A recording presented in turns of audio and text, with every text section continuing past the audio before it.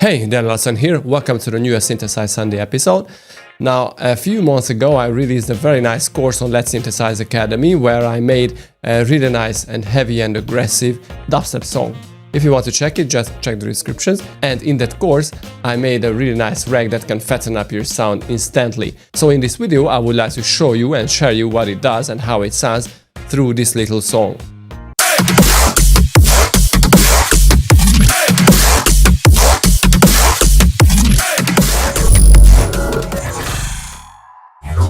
Okay, so this is going to be a really light wave but very effective rack. If you want to grab it, go for my Patreon, you can find the link under the video. Okay, so here is the sound. You already heard that. And without the rack, it's just painfully flat.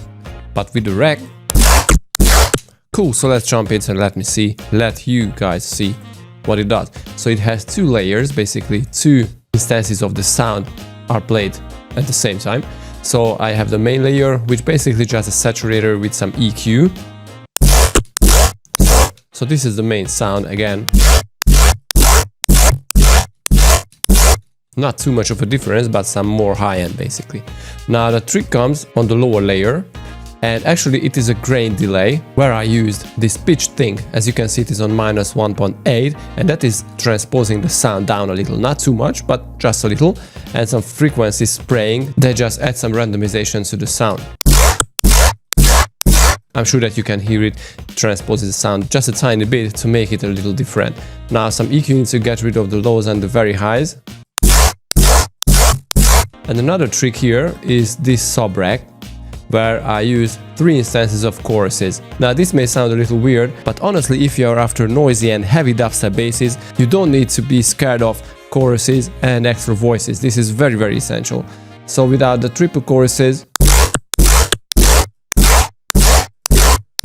it adds lots of heaviness to it. After the whole thing, I added some EQ to get rid of those noisy frequencies that the choruses and other effects generate with a grain delay, and some saturator to make them even louder a little, because at the end of the day we all want to sound loud. Okay, now the serum sound is again very, very simple but effective at the same time. So in oscillator A, I went into the wavetable editor and I draw different kind of noises to the wavetables. It is very simple, just choose this one and go crazy anywhere you want. Okay, so this is very, very simple, just let me read it. And after it I went to morph and spectral, very, very simple stuff. On oscillator B I use the PVMD as from analog and use it as an extra layer. Now on oscillator A I forgot to mention that I used FM from noise, which is a simple ARP wide, and the magic is done here by the filter. It is on BN.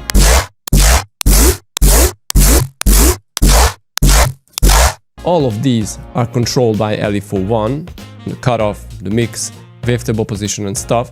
And on the effects we don't have too much. The hyperdimension is not very essential. Phaser, a flanger to make it a little more screamy kind of sound. Another bandpass filter.